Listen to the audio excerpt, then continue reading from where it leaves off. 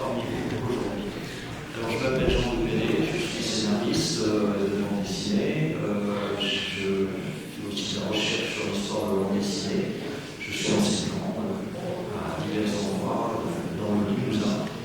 Et je vais avoir le plaisir de vous parler de cette histoire des super-héros. On va remonter un petit peu le temps sur l'histoire des héros, des super-héros. Et donc, si je réponds à la question, les super-héros sont-ils des reflets du monde bien passé et actuel? Alors, avec la sortie du film Fantastic Four First Steps de Max Chapman, qui a triomphé au box-office, l'éclairage est enfin mis sur la première famille de super-héros Marvel qui démarra l'incroyable succès de l'éditeur en 1961. Alors cette première famille fait également le lien avec l'archéologie et en particulier Donald Johansson, que vous connaissez certainement, qui a découvert Mobius en 1974 et qui inclut aussi encore une première famille dans un groupe de fossiles australopithèques qui est découvert peu de temps après. Ça va introduction. Encore, je vais en répéter. Ok, très bien. Alors, l'auteur des Fantastic Four, c'est bien entendu Jack Kirby. Jack Kirby, qui est né Jacob Kurzberg en 1917 à New York et qui était passionné par les sciences, comme l'archéologie par exemple. Donc il lisait des articles vulgarisateurs dans l'équivalent de Sciences et Vie. Bien entendu, son travail consistait à distraire et son œuvre reste plus axée sur l'entertainment, la distraction, que les sciences. Donc dans cette conférence, nous aborderons les liens qui existent entre des anciens mythes dont la connaissance nous est fournie par les découvertes archéologiques et cette nouvelle mythologie en nous focalisant, celle des super-héros bien entendu, en nous focalisant sur les créations de son plus grand auteur, c'est-à-dire Jack Kirby, le King of Comics. Alors, de manière à remonter le temps, je vais d'abord faire un petit panorama, une petite explication sur l'origine des héros. Donc, on en viendra à l'origine des super-héros et qui est une histoire donc archéologique et mythologique. Alors, la notion de héros, bien sûr, vient de l'Antiquité, je ne vous l'apprendrai pas, et le premier texte que l'on connaît, c'est l'épopée de Gilgamesh, qui date du XVIIIe siècle avant Jésus-Christ en Mésopotamie. Gilgamesh, vous savez, c'est le roi Dieu. Et avec son ami Enkidu, ils vont triompher du géant Humbaba et du taureau céleste, ce dernier ayant été cité contre eux par la déesse Ishtar, dont le héros a projeté des avances. Alors, à la mort d'Enkidu, Gilgamesh se lance dans une quête de l'immortalité qui le conduit au bout du monde chez l'immortel Uta-Nagishti. Alors, vous avez ici le tablet qui a été retrouvé de cette épopée de Gilgamesh et qui est exposé aujourd'hui au British Museum. Alors, d'un point de vue philosophique, maintenant, la notion de héros va voyager et va se transporter dans la Grèce antique, qui va reprendre ce concept d'héroïsme, notamment à travers sa vision de l'homme. Alors, on va commencer par un homme très héroïque, dans l'allégorie de la caverne de Platon, au 54e siècle avant Jésus-Christ. L'homme, dans sa caverne, est initialement dominé par ses peurs et refuse le danger. Cet homme panique, ne voit que les projections altérées de la réalité en restant prudemment dans son abri, dans sa caverne. Et il faudra bien sûr peut-être quelques textes de Platon, comme ces dialogues qui sont issus du recueil de Byzance, qui sont à la BNF. Mais bien sûr, l'homme peut transcender son côté animal, et de ça, de la future psychanalyse, et s'il sort de ses habitudes et se confronte au réel, il peut devenir un héros. L'homme théorétique, selon Aristote, du 3e siècle avant Jésus-Christ, qui échappe à la tragédie de sa vie et de son déterminisme par une censure lui permettant le contrôle de soi et à demander son surpas que le finira par la suite d'un appel si vous le voulez. Bon, vous inquiétez pas, ce sera toujours comme ça, parce qu'il y en a un peu. Alors, on reste dans la Grèce antique et on va parler un petit peu de ces Grecs héroïques qui sont au début surtout des dieux et des demi-dieux ou des titans provenant de la mythologie. Alors, voici un papyrus qui vous montre leur histoire, ce papyrus des 12 travaux d'Héraclès Hercule, qui est conservé à Oxford et qui a été retrouvé en Égypte au Syrinque en fin du XIXe siècle. Il peut également s'agir, outre Hercule, des guerres d'Atlas contre les dieux d'Olympe, des époques qui se rapprochent de ceux de nos super-héros actuels. Alors, ces premiers travaux d'Hercule, qui sont consignés donc dans ce papyrus, on les trouve aussi dans la bibliothèque d'Apollodore, l'Athénien du IIe siècle. Et quant à la guerre des titans, elle est rapportée par Hésiode dans la Théogonie du 8e siècle avant Jésus-Christ, dont on a retrouvé là aussi quelques papyrus. Alors, j'ai pu vous montrer celui-là parce que, regardez avec les petits dessins, on est presque à la longueur dans une bande dessinée. Alors, chez les Grecs, les héros peuvent aussi être des hommes tels Ulysse ou d'autres comme Thésée. Alors, je vais parler d'Ulysse d'abord, héros de l'Iliade et l'Odyssée, et donc des textes d'Homère du 8e siècle avant Jésus-Christ, et dont on a retrouvé des fragments antiques, notamment pour l'Iliade, toujours les papyrus d'Oxyrhynque, mais aussi le codex 454 de la bibliothèque de Massena de Venise, dans une copie byzantine du Xe siècle. Pour l'Odyssée, on a un papyrus fragmentaire du 3e siècle avant Jésus-Christ. Alors, je vous ai parlé d'autres héros comme Thésée. Alors voilà le papyrus de l'Odyssée, mis à jour par les fouilles juives et qui sont à la Sorbonne. Quant à Thésée, je vous disais, eh bien, ces exploits sont présents dans la Théséide, des écrits malheureusement perdus du 7e siècle avant Jésus-Christ. Il reste quelques dessins d'amphores, comme celui-ci, et qui sont au British Museum. Alors, ces hommes, héros grecs, quittaient leur famille, leur logis, leur carrière, leur déterminisme social, on pourrait dire, pour explorer le monde et se lancer dans les quêtes. Alors, on va avancer un petit peu dans le temps. Après l'époque grecque, eh bien, il y a l'époque romaine, ils sont toujours sur la Grèce à partir du IIe siècle avant Jésus-Christ. Mais comme vous le savez, comme Horace le disait, la Grèce conquise son farouche vainqueur.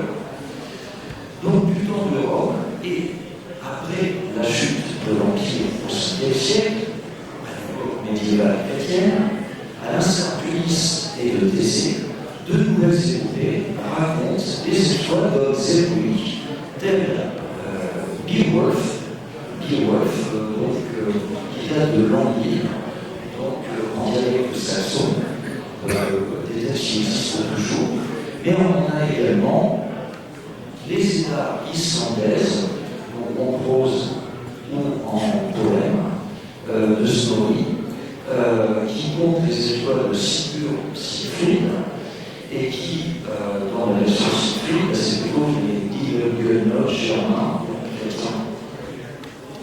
Et nous trouvons également Lancelot, héros de la geste arthurienne, de Chrétien de Troyes, comme dans ce premier roman, Érec et Émile, qui est à la BNF. Comme chez leurs avatars antiques, les quêtes de ces héros leur permettaient de revenir chez eux, plein d'usage et raison, comme l'écrira l'écrivain Joachim du Bellay au XVIe siècle. Alors, ce que je veux dire par rapport à ces héros médiévaux, c'est que le mythe de Sigurd Siegfried dont je viens de parler, c'est bien sûr un transfuge des mythologies nordiques païennes dans le monde chrétien, et c'est un mythe qui va persister dans la geste arthurienne durant des siècles suivants sous le nom de Ségurant. Ségurant, comme a récemment découvert le médiéviste Emmanuel Marguerite, dont dans des manuscrits vénitiens. Emmanuel Marguerite, on a eu la chance de le voir ici au Rhin il y a 2 ans. Donc, tout ça pour dire que cette persistance des personnages nous amène à des choses qui sont très proches des réunions super-héros actuelles.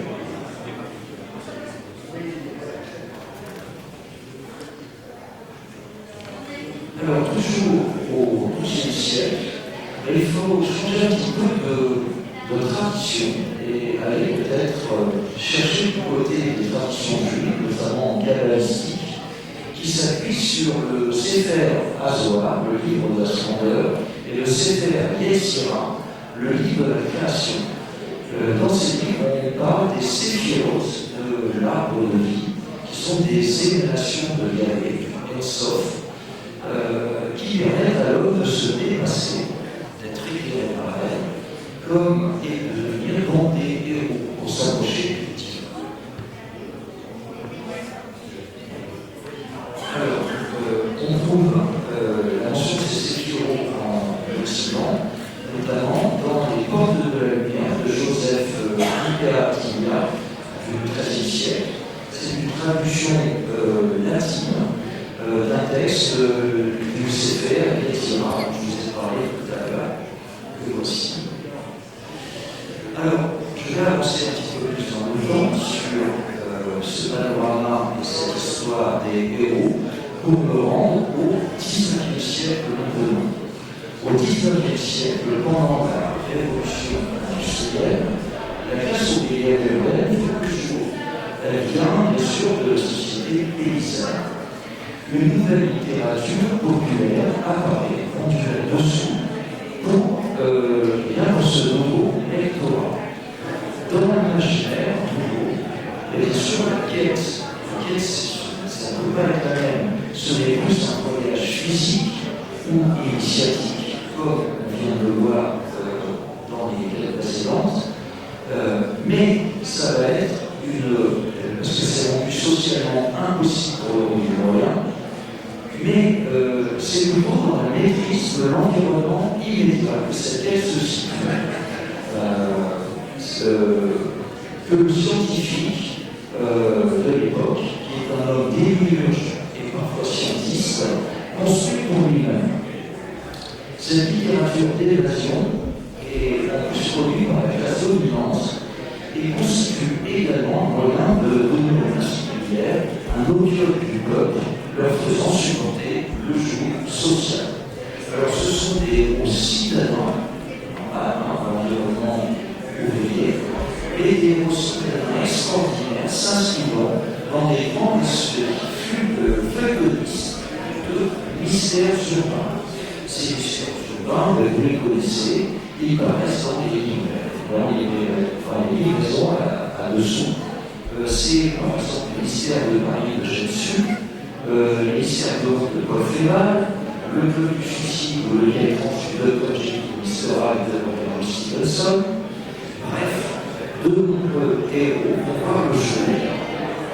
Parmi eux, bien sûr, les 3 mousquetaires de Dumas. On aura bien entendu le capitaine des romans de Jules Verne qui apparaît dans un milieu souvenir au Mystérieux. Alors là, on parle tout à fait de littérature populaire quand on parle de ces classes qui sont à zèle. Mais il faut savoir que les romans étaient publiés dans le journal d'éducation et de récréation, qui était un journal vendu de façon à des prix très raisonnables.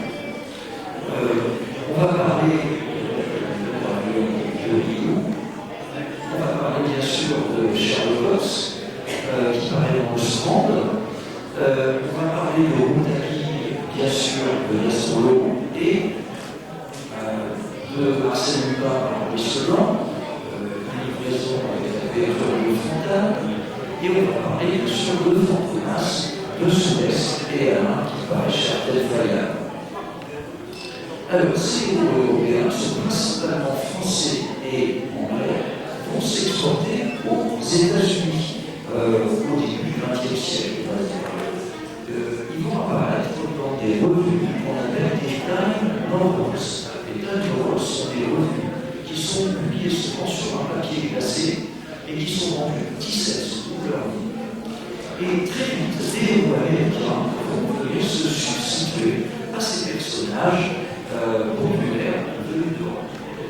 Alors, on a un récit très important pour la pop culture, qui s'appelle The Old Story, qui va publier John Carter, le héros visitant la planète Mars, de l'équipe Edgar Rice Burroughs, vous connaissez certainement, parce que Edgar Rice Burroughs va réitérer son succès avec John Carter, avec un autre personnage qui est plus connu, qui est Tarzan Yates, un héros colonial, il ne faut pas l'oublier.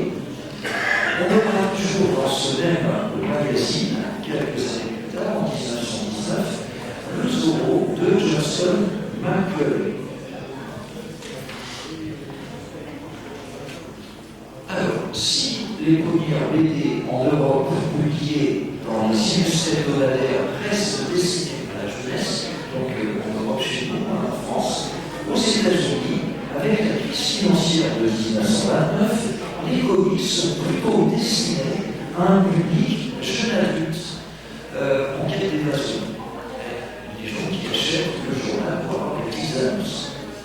Ils paraissent, ces comics, donc, dans les grands journaux new-yorkais, par exemple le New York World de Pulitzer, ou son concurrent, New York Journal American, Randolph Hearst, qui se faisait bien commercial et on parle de comics, car au début, ces récits sont comiques. Les premières bandes dessinées sont des récits comiques. Alors, il en existe deux formats. Le premier, ce sont les daily strips, qu'on appelle bandes quotidiennes en France, qui passent tous les jours et qui vont tous les jours avec un suivre à la fin du strip, et bien obligé, fidélisé, les lecteurs de la journée.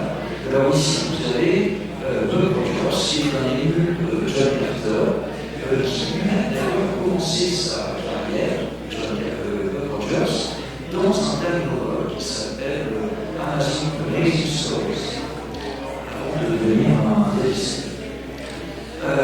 On a également un autre format, c'est le format de la page du dimanche, la Sunday Page, où un autre héros de science-fiction va triompher, c'est le Flash Gordon de Alex Roy. Et bien sûr, il va y avoir une adaptation des premiers héros des Time Novels, notamment Tarzan, qui va se retrouver en téléstrip, puis en page du dimanche.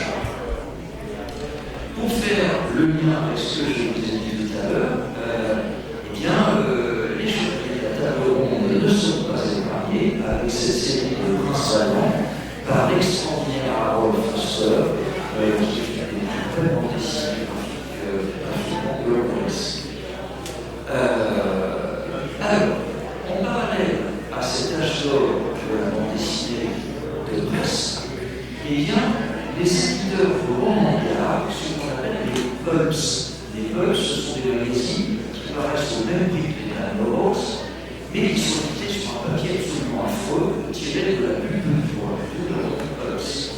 Donc, ces pulps se font une concurrence en publiant de nouvelles séries, et sur ce concerne des nouveaux héros. Parmi ces nouveaux héros, il y en a quelques-uns d'extrêmement importants, notamment Doc Savage, donc de Lester Dent, ici est Kenneth Wilson, et qui paraît d'être en droit, et qui est une sorte de proto-super-héros. C'est un homme extraordinaire, à l'intelligence, il a une dizaine de doctorats, il sait un maître dans tous les arts de combat, et il est une équipe extraordinaire de spécialistes dans tous les domaines scientifiques.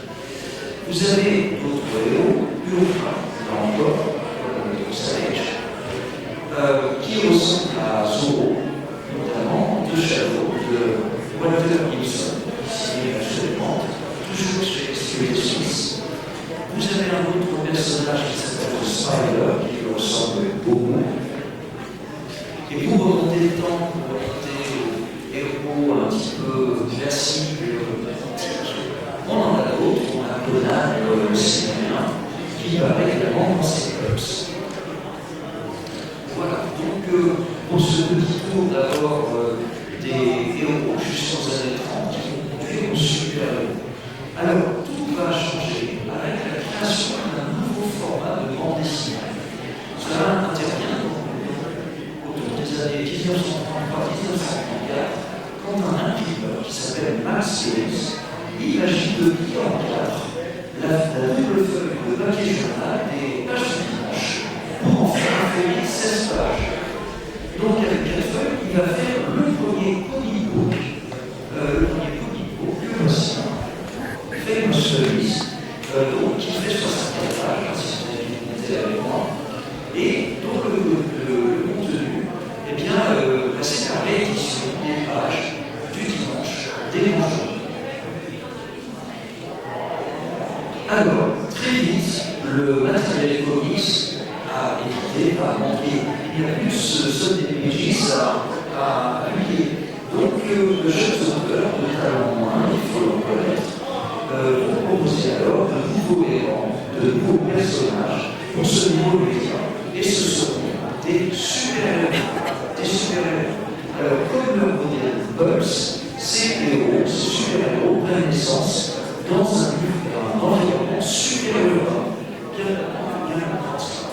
c'est un environnement super urbain, c'est le New York, et en pleine reconstruction art déco, avec l'Empire State Building, le Crystal Building, où les petits gens ont toujours des super problèmes économiques, et seuls les super-héros colorés peuvent trancher sur cet environnement thermique et faire les lecteurs. Et le premier héros, vous allez voir, très coloré, c'est bien sûr Superman qui paraît donc en 1938 dans Action Comics numéro 1 chez National Ali Publication, qui deviendra quelques années plus tard DC Comics, et qui est créé par Jim Siegel et Joe Shuster, deux jeunes juifs de Cleveland dans le lieu. Alors justement, je vais vous parler un petit peu maintenant, aborder un petit peu l'histoire des héros jusqu'aux super-héros. Maintenant, je vais aborder chacun des super-héros et les origines communes avec les personnages qu'on a déjà parlé. Alors, Superman, justement, de 38, qui est-il? C'est un petit peu le golem et le juif errant à la fois. Pour dire que ces deux créateurs sont deux jeunes juifs américains. Et donc, Superman, c'est un migrant de la planète Krypton, un peu différent. Il est indestructible comme le golem des légendes juives, ce golem qui est un être artificiel créé par la magie du CPR Yetzirah dont je vous ai parlé tout à l'heure, et qui est présent dans les légendes juives. Alors c'est justement d'être indestructible et parfait qui va poser problème. Heureusement, son alter ego, le type journaliste Clark Kent, voilà le Superman numéro 1, ce Superman numéro 1 qui va suivre Action Comics avec le succès du personnage chez Action Comics. L'éditeur va créer une revue dédiée à Superman. Donc, je vous montre Clark Kent sur une des pages de Superman numéro 1. Donc, heureusement, ce personnage est ignoré et va rapprocher un petit peu ce super-héros de ses lecteurs. Alors, Superman, c'est aussi un personnage caractéristique de son temps. Il incarne les valeurs réformistes du New Deal de Roosevelt pour redonner une image positive à l'entreprise, relancer l'économie et reconstruire l'Amérique après la crise de 1929. Alors, Superman et Kate vivent à Metropolis, une cité ressemblant à s'y répandre à un New York idéalisé. Le personnage va également participer à l'effort de guerre, mais les auteurs s'aperçoivent très vite que le personnage est omnipotent, ils ne peuvent pas continuer dans cette direction, sinon la guerre serait arrêtée en un jour. Donc, ils vont changer de cap, ils vont revenir sur des histoires plus traditionnelles, des vivants, des tueurs, des mafieux, etc. Rapidement, Superman va devenir héros de dessin animé dès 1941 au studio Fleischer. Si vous les avez vus, ces dessins animés sont absolument somptueux. Il va arriver au cinéma en 1948 dans des films à épisodes qu'on appelle serials, avant d'arriver à la télévision avec l'acteur George Reeves dans la série Adventures of Superman. Et bien sûr, Superman va entraîner un nombre de copies énorme dans les comic books. Alors, parmi ces copies, l'une des premières, des plus importantes, qui va chez un concurrent, c'est le gros fromage rouge, qu'on appelait à l'époque, Captain Marvel. Captain Marvel qui, lui, est l'hybride des héros dont j'ai parlé tout à l'heure. Donc, il apparaît dans Miss Comics numéro 2, 1940, et il est par l'éditeur français, un concurrent de National Publication. Ces auteurs sont célèbres au dessin et Nick Parker au scénario. Alors, Captain Marvel ressemble énormément à Superman, il vole, il est très fort, mais en plus, maintenant, c'est éclair. Ce qui fait la grosse différence, c'est son identité secrète. Car en réalité, il s'agit d'un gamin, un jeune adolescent, Billy Batson, qui se transforme en adulte lorsqu'il prononce une formule magique. La formule magique, c'est Shazam. Shazam, qui est dont chaque lettre signifie quelque chose. Cette formule a été donnée par un antique magicien grec.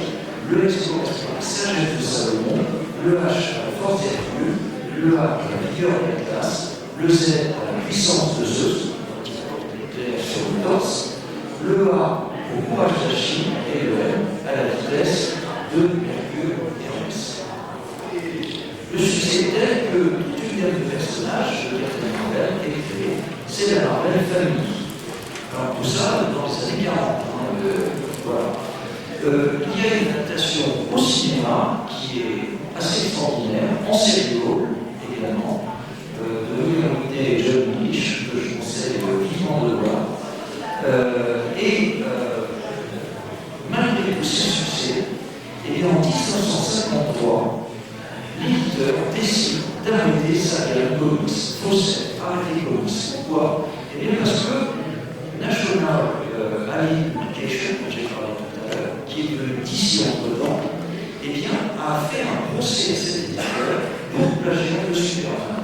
Et ce procès a duré pendant des dizaines d'années, et malgré le succès de ces publications, Fawcett va arrêter ces comics et le personnage va rentrer dans les limbes.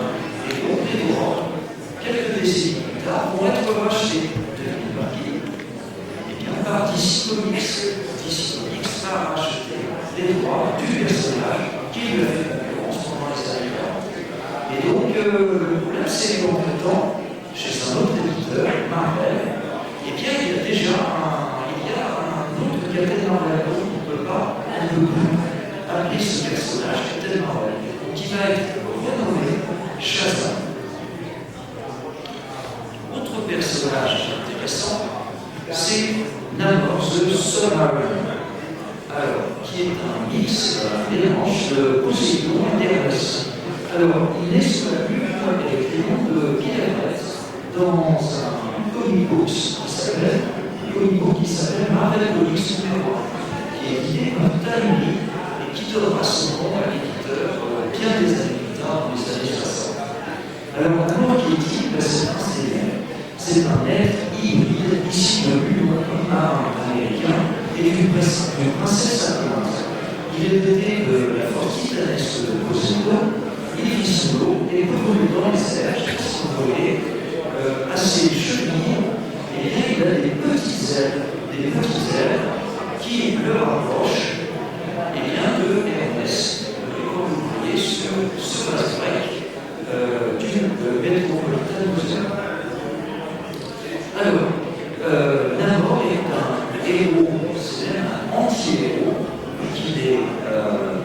et on vient plus au royaume d'Antiochie, il est en conflit avec l'humanité. Alors, bien sûr, outre les emprunts mythologiques que je viens d'évoquer, l'histoire du personnage s'appuie sur le Critias de Platon, le Critias de Platon, voici, qui présente le continent perdu d'Atlantide. Voici une carte issue de Mundus Superneus du XVIIe siècle. Et un mythe qui, bien entendu, sera très largement repris au XIXe siècle, notamment par la théosophie et la comtesse Blavatsky.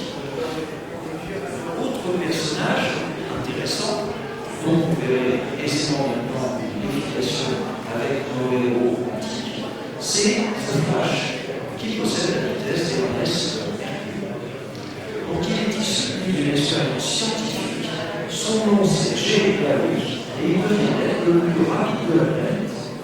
Le personnage est créé donc par Gardner Fox, le scénariste, et Harry Lamper. Il apparaît donc en Flash Comics numéro 1 chez All American Communication, une société qui sera absorbée par National Communication et l'ensemble de ces deux sociétés donnera 10 comics. Donc son costume reconnaît la vue d'un casque et qui ressemble à celui du dieu Hermès, comme on peut le voir sur ce vase grec, donc avec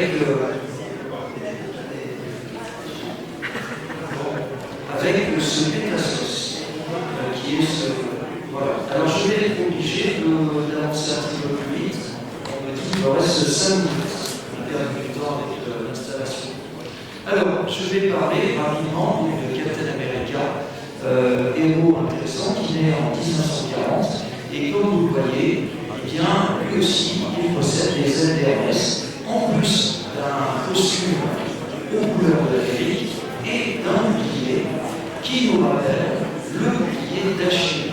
Vous savez, ce fameux bouclier qui lui a été donné par Héphaïstos pour venger la mort de Patrocle pendant la guerre de Troie. Alors, ce qui est intéressant, rapidement sur Captain America, c'est que il va être lui aussi adapté en Céréos, comme je viens de le montrer sur la vue précédente, dès 1944, et que, eh bien, il va revenir dans les années 50, et cette fois-ci, ce sera plus un casseur de nazis, mais un casseur de coco. Nous sommes en pleine guerre froide. Il reviendra bien entendu dans les années 60 pour faire partie des Avengers, et avant de connaître sa propre série dans Tales of Suspense et dans Captain America. Je vais aller très vite pour vous parler de Wonder Woman, qui est un mélange, elle, de Artemis, c'est-à-dire de Diane, et également de Sappho. De Sappho, alors pourquoi? Parce que, alors voilà quelques vues dans les tops de Artemis, de Sicile, un portrait résumé de Sappho, le conflit. Et voici donc Héraclès qui lutte contre Hippolyte, la mère de Wonder Woman, parce qu'elle est la fille d'Hippolyte, la reine des Amazones. Alors ce qui est amusant, c'est que son créateur, William Moulton Marston, était un psychologue, et bien a fait un renversement des valeurs. Ici, les hommes, dans ces destinés, sont des brutes poilus, musclés, stupides, et les femmes, au contraire, sont des êtres intelligents et sensibles. Donc, on a l'impression que Wonder Woman, telle sa forme, est sur l'île de Lesbos. Et d'ailleurs, Wonder Woman dit que ses adversaires avec la sauvagerie qui les oblige à la vérité. Alors, en vérité, justement, Marston est secrètement en trouble avec son épouse et une de ses étudiantes, et Wonder Woman symbolise quelques fantasmes fétichistes de son créateur. Alors, je vais aller très vite pour vous parler de la prière. Les super-héros disparaissent, ils ne sont plus à la mode, et le public cherchant des comics un petit peu plus légers. Donc, en 1954, un nouveau fossile de pteranodon est découvert par George Sternberg au Kansas. C'est l'espèce Pteranodon sternbergi et tout de suite va apparaître dans un comics de Jack Kirby, Bullseye, où Kirby va affronter à son cowboy bosquet le fameux Pteranodon. Je poursuis avec cette équipe qui s'appelle les Challengers of the Unknown chez DC Comics, qui sont des héros non masqués mais qui vont affronter des menaces issues des découvertes archéologiques, comme ces anciens flacons qui nous rappellent ceux de parfums romains qui ont été livrés à la même époque. Toujours de Jack Kirby, l'inventeur des Challengers connus, on aura une adaptation des derniers jours de Montpellier où l'éditeur lui demande de rester extrêmement fidèle aux découvertes archéologiques, aux coiffures des dames, aux tenues vestimentaires, ce qui ennuie profondément. On peut s'inspirer des fresques. Jack Kirby est quelqu'un qui, avant tout, cherche à rêver. D'ailleurs, il rêve souvent dans ces petites histoires où il imagine des menaces issues de l'Antiquité qui sont souvent liées à des invasions extraterrestres. Alors, je vais très rapidement, il me reste quelques instants, vous parler de 4 fantastiques, donc aussi Jack Kirby, inventant les héros Marvel. Ces 4 fantastiques dont je vous ai parlé tout à l'heure, elles sont issues en partie du passé de Jack Kirby, qui était d'origine juive et qui connaît très bien les cartes du tarot issues de la tradition, et qui va s'inspirer également de son format post-guerre qu'il a acquis sur le champ de bataille de France, où il a combattu notamment en Moselle. Et donc il a été soumis aux 4 éléments, ce qui fait que ces personnages représenteront chacun un élément, donc les 4 éléments des 4 fantastiques, tels que vous pouvez le voir sur la couverture. Alors, ces 4 éléments, ces 4 fantastiques, ce seront la pierre d'angle de l'univers Marvel. Donc, dans des histoires où Jack Kirby va souvent s'appuyer sur l'archéologie et sur la liste des hiéroglyphes dans ce numéro 19 des Fantastic Four. Il va également inventer des espèces humaines. En anglais, on dit human races, mais bon, c'est human species, il faudrait dire. Et tels que les inhumains, ces humains qui seraient une espèce parallèle à Néandertal et Homo sapiens, et qui aurait côtoyé nos ancêtres de l'Antiquité, tous les personnages, Gorgone, Médusa, Karnak, Triton. Et bien sûr, Jack Kirby va leur faire affronter des vieux de l'espace, notamment Galactus et son héros, le sorteur d'argent, qui se révoltera contre son maître, tel l'ange déchu de l'Ancien Testament. Je parlerai très rapidement de Thor, héros nordique revisité à la sauce science-fiction New Age par Jack Kirby, qui s'inspire bien entendu du fils d'Odin, voici le statut du musée Reykjavik. Et Jack Kirby va très vite réunir les mythologies en faisant affronter Thor et Hercule. Nous sommes dans les années 60, à la Cinecittà triomphe civilisé dans le rôle de Hercule, ce qui donne quelques airs de ressemblance à son Hercule, à moins qu'il s'agisse, bien sûr, de ce vase grec. Maltraité chez Marvel, Jack Kirby va quitter l'éditeur en 1969 et revenir chez DC. Il va concevoir une nouvelle mythologie, ce sont les New Gods. Et ces New Gods, dans ces New Gods, il va imaginer l'après-Ragnarok, c'est-à-dire le jugement le plus public de la mythologie nordique. Et Ces nouveaux dieux seront des incarnations des séphirotes de la Kabbale, dont je vous ai parlé tout à l'heure, qui vont s'affronter dans une guerre cosmique sans merci avec la Terre comme champ de bataille. Et au-dessus de ces nouveaux dieux, eh bien, il y a quelque chose d'encore plus inimaginable, c'est la source qui correspond au Ein-Sof, dont je vous ai parlé tout à l'heure, qui est au-dessus de l'arbre de vie. D'autres séries comme The Living Mummy vont sortir chez Marvel, par chez Amérique, qui s'inspire du film de la Universal avec Boris Karloff, que vous connaissez certainement. Je vais assez vite, voici une momie découverte en 2016 sur la request de Luxor.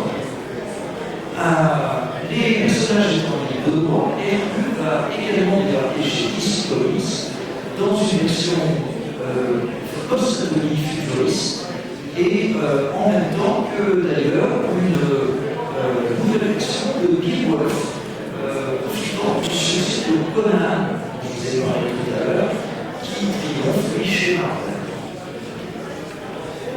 Pour terminer, je voudrais vous parler, avec un petit peu de prolongation, de la série The Eternals de Jack Kirby, qui revient à Marvel en 1975 et qui va faire cette série, mais dans les mythes, les découvertes archéologiques et l'ufologie. L'ufologie, parce qu'à l'époque, il vient de sortir un ouvrage qui s'appelle Chariots of the Gods de von Däniken, et il va s'en inspirer.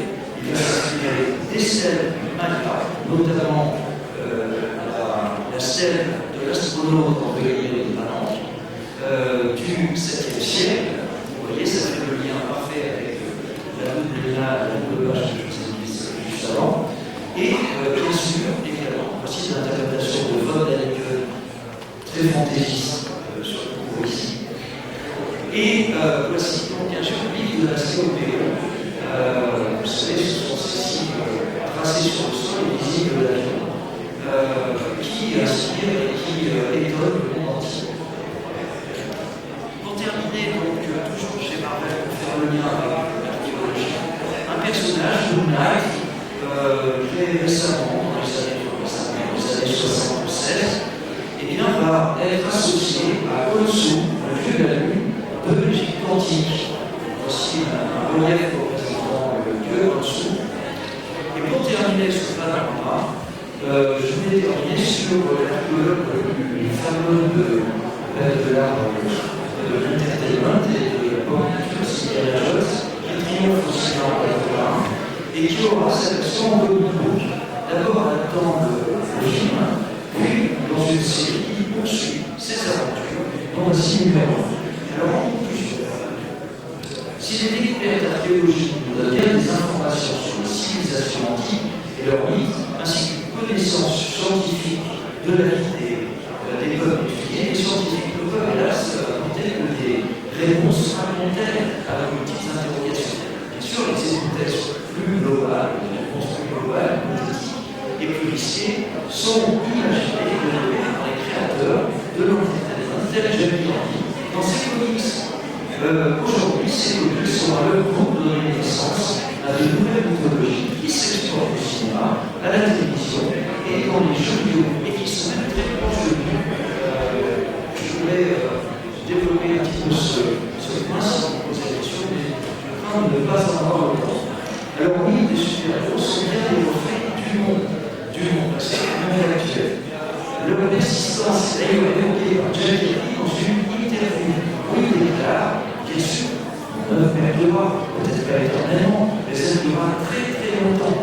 On considérera mes comics comme textes médiévaux et vos enfants parleront toujours de moi. Je vous remercie.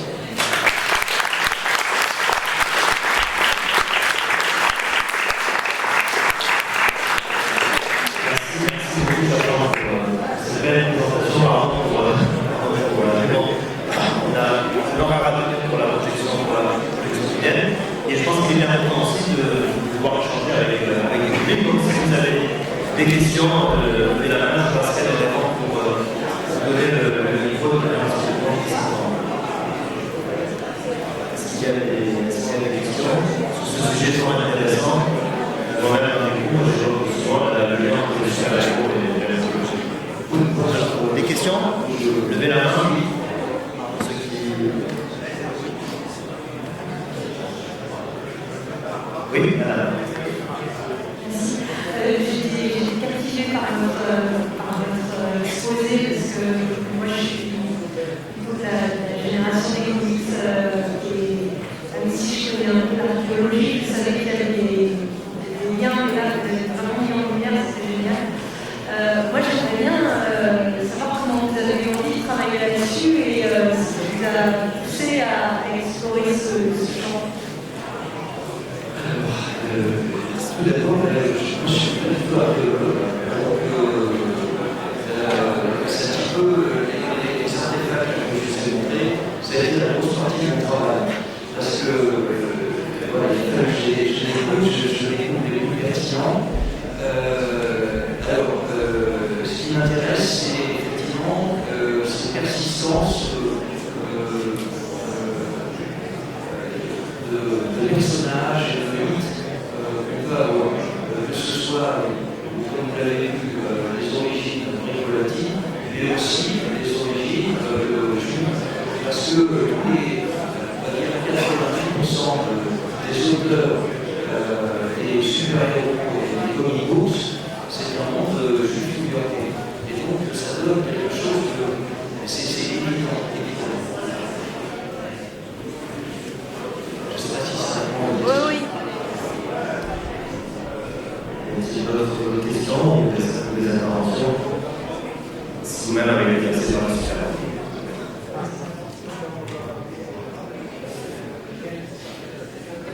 C'est-à-dire que la conférence de Jean est très malade.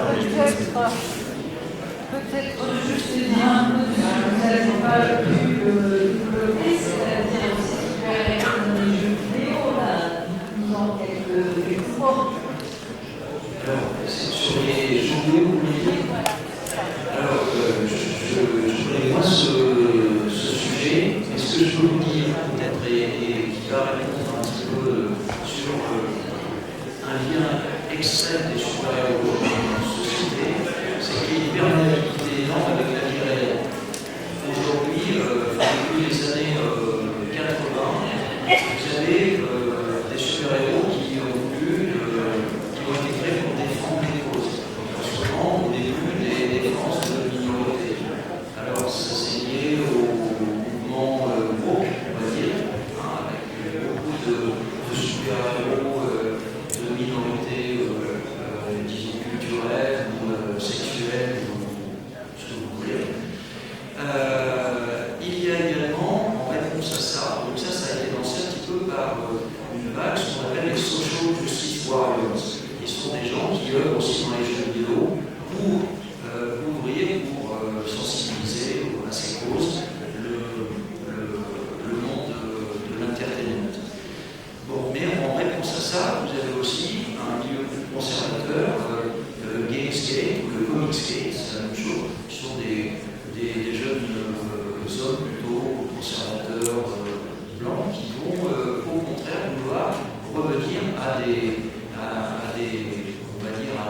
choses plus traditionnelles, l'American Way of Life ou certaines traditions culturelles spécifiques à certains pays.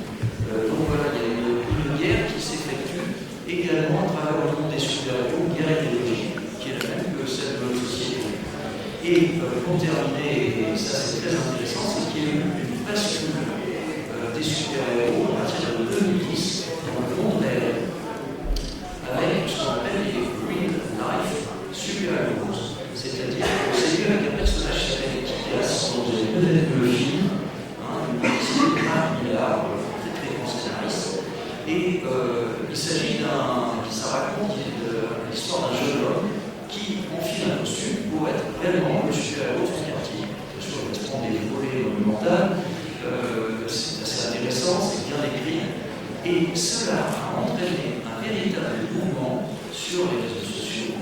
Vous avez de véritables super-héros qui vont faire des courses aux personnes de troisième âge dans certains quartiers, qui vont sortir les chiens, qui vont s'occuper de la cause environnementale, quoi que ce soit. Et vous avez de véritables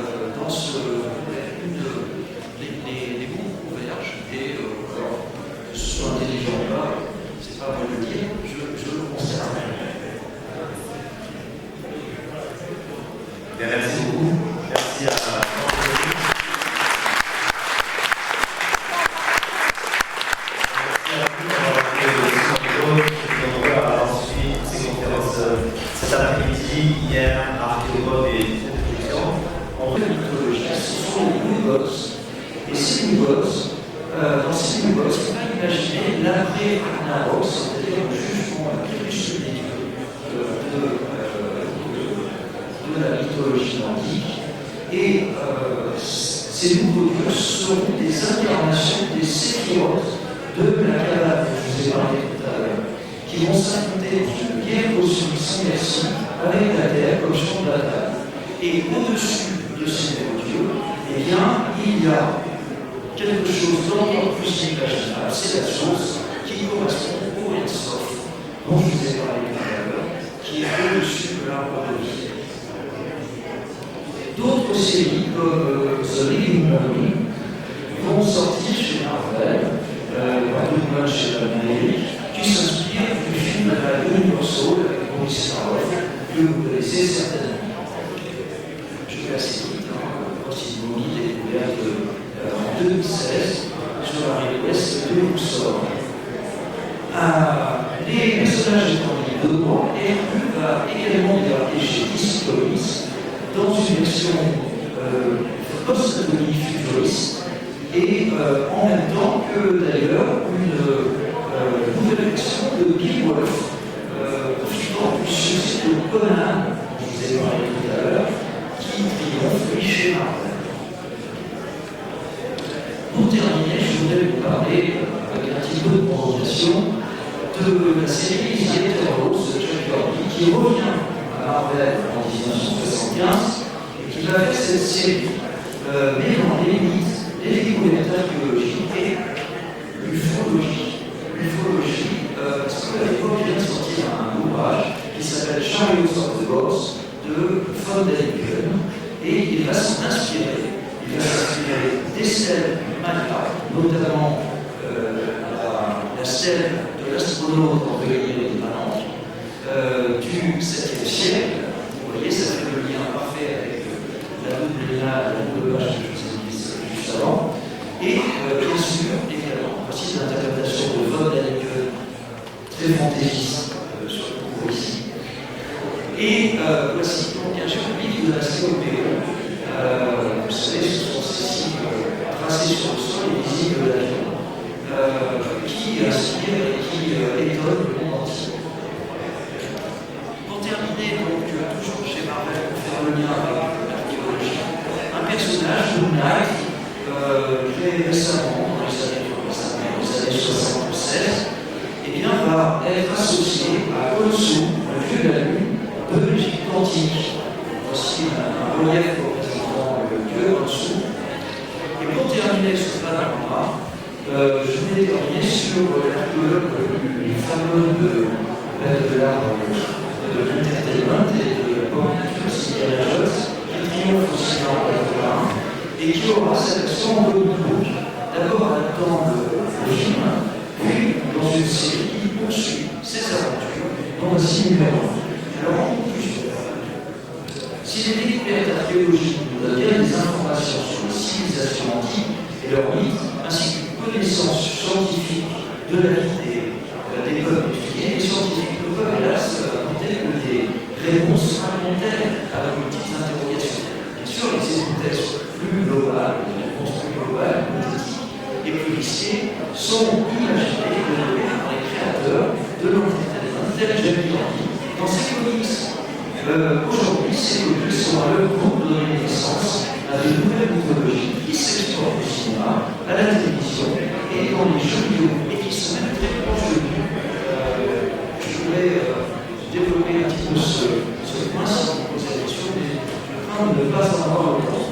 Alors oui, les super-héros sont bien des reflets du monde passé et du monde actuel.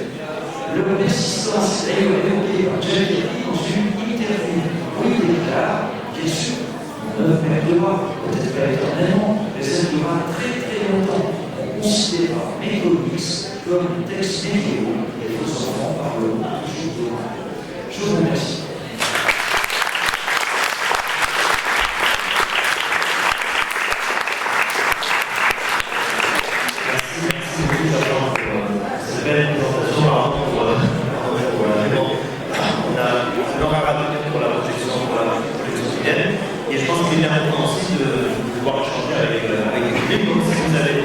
Des questions, et la main, je passerai évidemment pour donner le niveau de la question. Est-ce qu'il y a des questions sur ce sujet trop intéressant?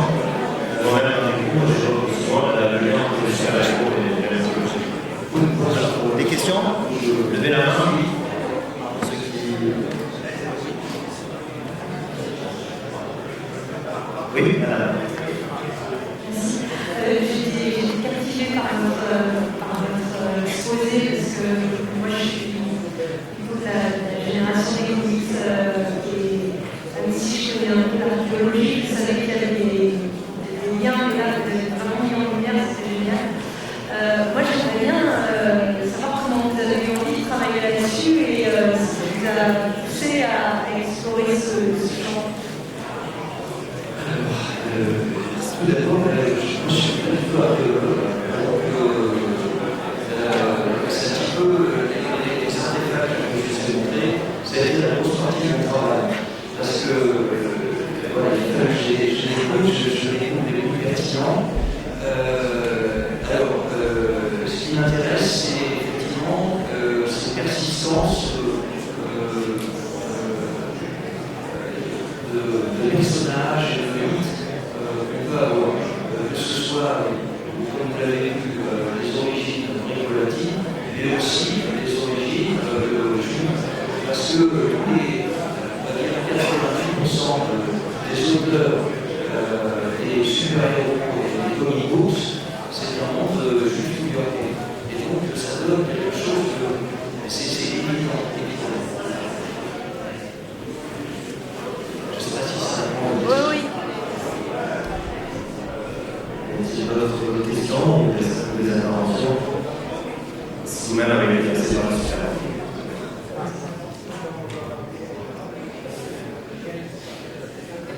C'est-à-dire que la conférence de Jean est très malade. Peut-être juste dire un peu ce que vous n'avez pas pu développer, c'est-à-dire ces super-héros dans les jeux vidéo, là, nous en quelques mots. Alors, sur les jeux vidéo, vous voulez dire ? Alors, je connais moins ce sujet, mais ce que je peux vous dire peut-être et qui va répondre un petit peu sur un lien extrême des super-héros dans la société, c'est qu'il y a une perméabilité énorme avec la vie réelle. Aujourd'hui, depuis les années 80, vous avez des super-héros qui ont été faits pour défendre des causes. Souvent, au début, des défenses de minorités. Alors, ça s'est lié au mouvement woke, on va dire, avec beaucoup de super-héros de minorités, disons, culturelles ou sexuelles, ou ce que vous voulez. Il y a également, en réponse à ça, donc ça a été lancé un petit peu par une vague, ce qu'on appelle les social justice warriors, qui sont des gens qui œuvrent aussi dans les jeux vidéo pour ouvrir, pour sensibiliser à ces causes le monde de l'entertainment. Bon, mais en réponse à ça, vous avez aussi un milieu plus conservateur, le Gamesgate ou le Comicsgate, c'est la même chose, qui sont des jeunes hommes plutôt conservateurs blancs qui vont au contraire vouloir revenir à des